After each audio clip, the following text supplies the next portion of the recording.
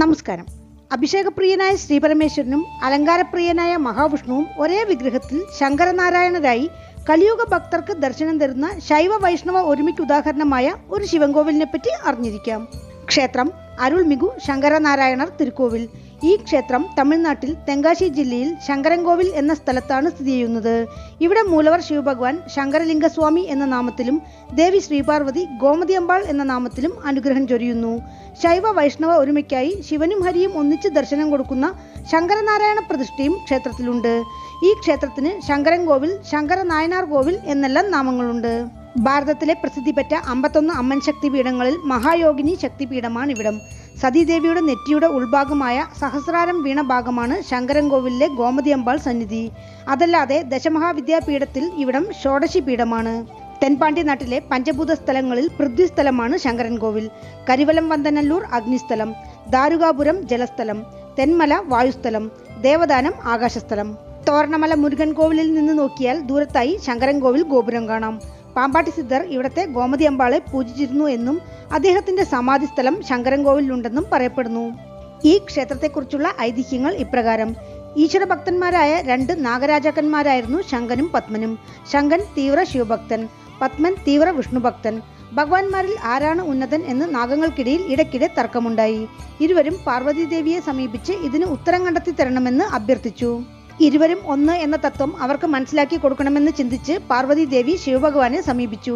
ഭഗവാൻ ദേവിയോട് ഭൂമിയിൽ പൊതികമല പകുതിയിലുള്ള പുണ്യവനത്തിൽ പോയി തപസ്സിരിക്കാൻ നിർദ്ദേശിച്ചു.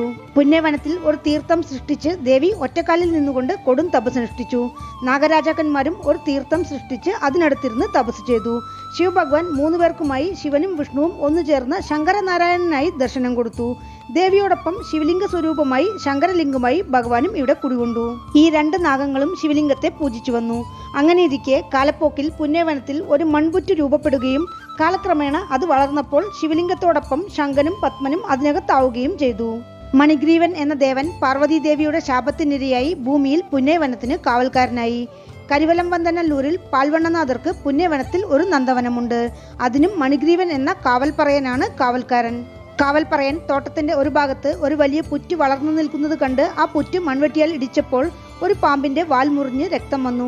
അതോടൊപ്പം പുറ്റിനുള്ളിൽ 2 പാമ്പുകളും ഒരു ശിവലിംഗവും കാണപ്പെട്ടു.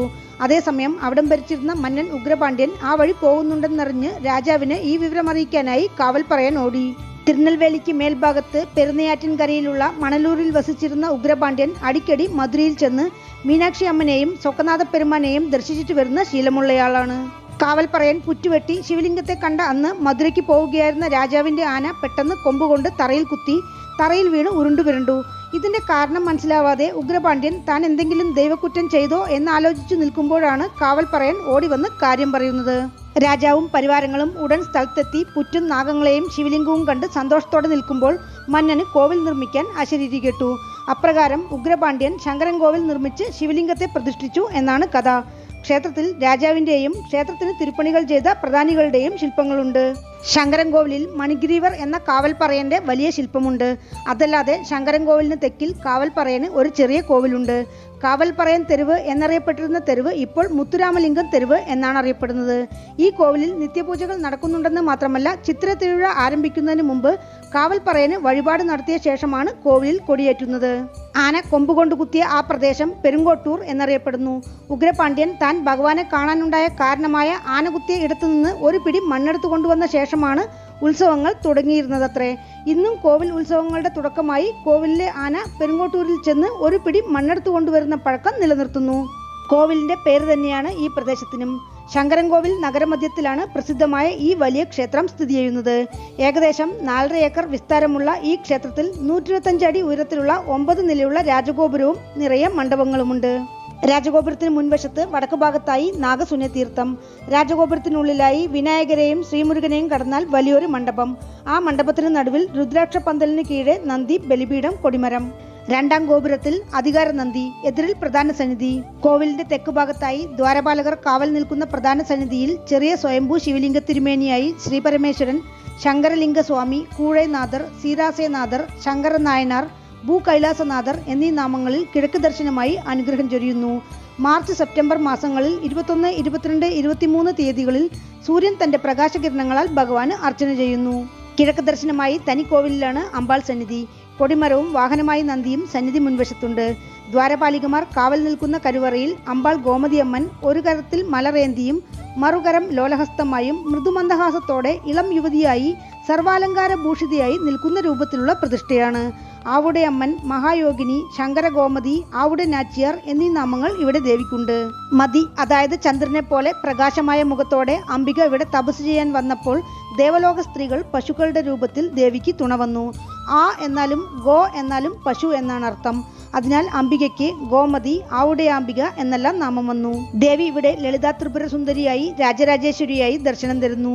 ഭഗവതിയുടെ പാശവും അങ്കുശവും പിടിച്ച മേൽക്കരങ്ങളും കരിമ്പുവില്ലും സൂക്ഷ്മമായിട്ടാണ് ഉള്ളതെന്നാണ് പറയുന്നത്.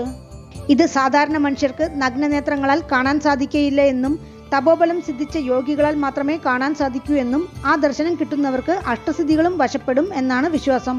ഭഗവതി ഇവിടെ തപസ്വരൂപിണിയായി ദർശനം തരുന്നതിനാൽ സന്നിധിക്ക് മുന്നിൽ ആജ്ഞാചക്രം പ്രതിഷ്ഠിച്ചിട്ടുണ്ട്. അതിന്മേൽ ഭക്തർ പ്രാർത്ഥനയോടെ ഇരുന്ന് ന്യായമായ ആഗ്രഹങ്ങൾ മനസ്സിൽ വിചാരിച്ചു പോയാൽ സാധ്യമാകും എന്നാണ് പറയുന്നത്. ഭൂതപ്രേത പിശാചുക്കളാൽ ബാധിക്കപ്പെട്ടവർ ഈ ചക്രത്തിന് മുകളിൽ ഇരുന്ന് പ്രാർത്ഥിച്ചു പോയി ഗുണമായ സംഭവങ്ങളും ഏറെയാണ്. ഇവിടുത്തെ അംബികയുടെ പുറ്റുമൺ പ്രസാദം കഴിച്ചാൽ രോഗങ്ങൾ മാറും എന്നും വിശ്വാസമുണ്ട്. സന്നിധിക്കടുത്തായി പുറ്റുമൺ തൊട്ടിയുമുണ്ട്.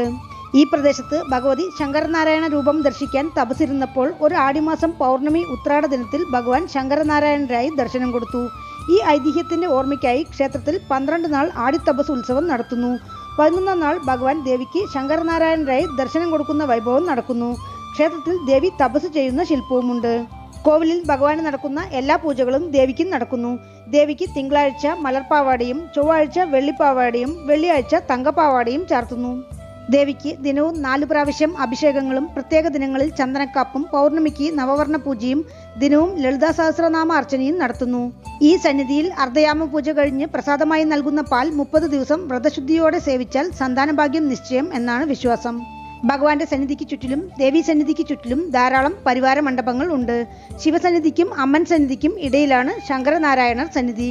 ഇവിടെയുള്ള ശിവനും വിഷ്ണുവും ഒന്നായ പ്രതിഷ്ഠയിൽ ശിവഭഗവാൻ വലതുഭാഗത്ത് ശിരസിൽ ചന്ദ്രനോടും അഗ്നിയോടും ജടാമുടിയോടെ, കാതിൽ താടങ്കം, കയ്യിൽ മഴു, മാറിൽ രുദ്രാക്ഷം, ഇടുപ്പിൽ പുൽത്തോൽ ആടയോടെ നിൽക്കുന്നു. തിരുവാസിയിൽ ശങ്കൻ എന്ന പാമ്പ് കുടപിടിച്ചു നിൽക്കുന്നു. വിഗ്രഹത്തിന്റെ ഇടതുഭാഗത്ത് വിഷ്ണു ഭഗവാൻ നവമണി കിരീടത്തോടെ, കാതിൽ മാണിക്യകുണ്ടലം, മാറിൽ ലക്ഷ്മീദേവി, തുളസിമണിമാല, കയ്യിൽ ശംഖ്, ഇടുപ്പിൽ പീതാംബരത്തോടെ നിൽക്കുന്നു. ഇടതുഭാഗത്ത് തിരുവാസിയിൽ പത്മൻ എന്ന നാഗം കുടപിടിച്ചു നിൽക്കുന്നു. ഈ സന്നിധിയിൽ രാവിലെയുള്ള പൂജയിൽ തുളസി തീർത്ഥവും മറ്റു സമയങ്ങളിൽ ഭസ്മവുമാണ് ഭക്തർക്ക് പ്രസാദമായി നൽകുന്നത്. ഈ സന്നിധിയിലുള്ള സ്ഫടികലിംഗമായ ചന്ദ്രമൗലീശ്വരർക്കാണ് സകല അഭിഷേകങ്ങളും. ക്ഷേത്രത്തിൽ മൺപുറ്റു പോലെ നിർമ്മിച്ചിരിക്കുന്ന സന്നിധിയിൽ നാഗത്തിൽ അമർന്ന പോലെ ശിവഭഗവാൻ ദർശനം തരുന്നു. ഇതാണ് വാൺമീകനാഥർ സന്നിധി. വാൺമീകം എന്നാൽ പുറ്റ്. നാഗദോഷങ്ങൾ മാറാൻ ഭക്തർ ഇവിടെയുള്ള പഞ്ചനാഗശിലകൾക്ക് പാലഭിഷേകം നടത്തുന്നു. ഇവിടെയുള്ള യോഗ നരസിംഹർക്ക് അഭിഷേകം നടത്തിയാൽ പല്ലുവേദന മാറും എന്ന് വിശ്വാസമുണ്ട്. കയ്യിൽ നാഗത്തോടെയുള്ള സർപ്പവിനായകർക്ക് ഞായറാഴ്ച രാഹുകാലത്തിൽ പാലഭിഷേകം ചെയ്ത് പാൽപ്പായസം നിവേദിച്ചാൽ രാഹുക്കേതു ദോഷം നീങ്ങും എന്നാണ് പറയുന്നത്. ക്ഷേത്രത്തൂണുകളിൽ മധുര മീനാക്ഷി ക്ഷേത്രത്തിലേതുപോലെ യോഗ നരസിംഹർ, കാർത്തവീരാർജുനൻ, രാവണൻ, ഹിരണ്യസംഹാരമൂർത്തി, അഘോര വീരഭദ്രർ, ഗണപതി, വീണാകാളി, ഭദ്രകാളി, ഋഷഭാരൂഢർ, പഞ്ചമുഖ ബ്രഹ്മാവ്, ശ്രീരാമൻ, മന്മഥൻ, വെങ്കിടാചലപതി, മഹാവിഷ്ണു, ശങ്കരനാരായണൻ, ചന്ദ്രശേഖരർ, മഹിഷാസുരമർദിനി, കപാലകാല ഭൈരവർ, ഉച്ചിഷ്ട ഗണപതി, മയൂരനാഥർ, ത്രിവിക്രമ പെരുമാൾ, വാമനാവതാരം, ഹംസാരൂഢർ എന്നിങ്ങനെ ധാരാളം ശില്പങ്ങളുണ്ട്. ക്ഷേത്രത്തിൽ ഉപസന്നിധികളായി ദക്ഷിണാമൂർത്തി, വിനായകർ, സുബ്രഹ്മണ്യർ, നാൽവർ, സേക്കിഴാർ, മഹാവിഷ്ണു, 63 നായന്മാർ, സപ്തമാതാക്കൾ, ജ്വരദേവർ, വള്ളിദേവിയാനി സമേത മുരുകൻ, ചണ്ഡികേശ്വരർ, ശനീശ്വരർ, നടരാജർ, ശിവഗാമി അമ്മൻ, കാശി വിശ്വനാഥർ, വിശാലാക്ഷി, ഭൈരവർ, ദുർഗ, ചന്ദ്രൻ, സൂര്യൻ എന്നിങ്ങനെ ധാരാളം ഉപപ്രതിഷ്ഠകളുണ്ട്.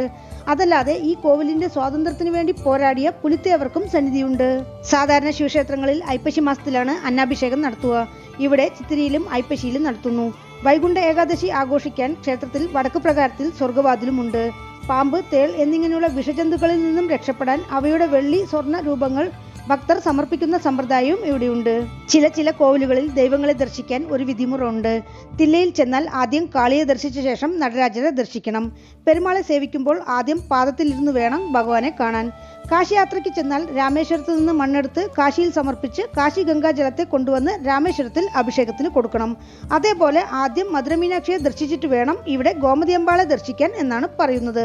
ക്ഷേത്രവൃക്ഷം പുണ്യമരം. ക്ഷേത്രതീർത്ഥം നാഗസുനെ തീർത്ഥം, ശങ്കരതീർത്ഥം, ഗൗരി തീർത്ഥം, ഇന്ദ്രതീർത്ഥം, അഗസ്ത്യതീർത്ഥം, സർവപുണ്യ കോടി തീർത്ഥം. ഈ തീർത്ഥം ദേവീസന്നിധിക്കടുത്തുള്ള അഭിഷേക കിണറാണ്. 6 കാല പൂജകളാണ് ക്ഷേത്രത്തിൽ അനുഷ്ഠിക്കുന്നത്. ചിത്തിര ബ്രഹ്മോത്സവം 48 നാൾ, തൈപ്പൂയം, പങ്കുനി ഉത്രം, ആടിത്തപസ് ഉത്സവം 12 നാൾ, ഐപ്പശി തിരുക്കല്യാണം 10 നാൾ, മാർഗഴി തിരുവാതിര, തൈമാസത്തിലെ അവസാന വെള്ളിയാഴ്ച നടക്കുന്ന തീർത്ഥനീരാട്ട് ഉത്സവം, അമാവാസി, പ്രദോഷം എന്നിവയും വൈകുണ്ഠ ഏകാദശി പോലെ പെരുമാൾ കോവിലുകളിൽ നടക്കുന്ന എല്ലാ പ്രധാന ദിവസങ്ങളും ഇവിടെയും വിശേഷമായി കൊണ്ടാടുന്നു. പൂജാ സമയം രാവിലെ 5 മണി മുതൽ ഉച്ചയ്ക്ക് 1 മണി വരെ, വൈകുന്നേരം 4 മണി മുതൽ രാത്രി 9:30 മണി വരെ. ക്ഷേത്രത്തിലേക്ക് എത്തുവാൻ ശങ്കരൻകോവിൽ ബസ് സ്റ്റാൻഡിൽ നിന്ന് 1/2 കിലോമീറ്റർ, തെങ്കാശിയിൽ നിന്ന് 39 കിലോമീറ്റർ, തിരുനെൽവേലിയിൽ നിന്ന് 58 കിലോമീറ്റർ, അടുത്തുള്ള റെയിൽവേ സ്റ്റേഷൻ ശങ്കരൻകോവിൽ 2 കിലോമീറ്റർ. വീണ്ടും അടുത്ത വീഡിയോയിൽ കാണാം. നന്ദി.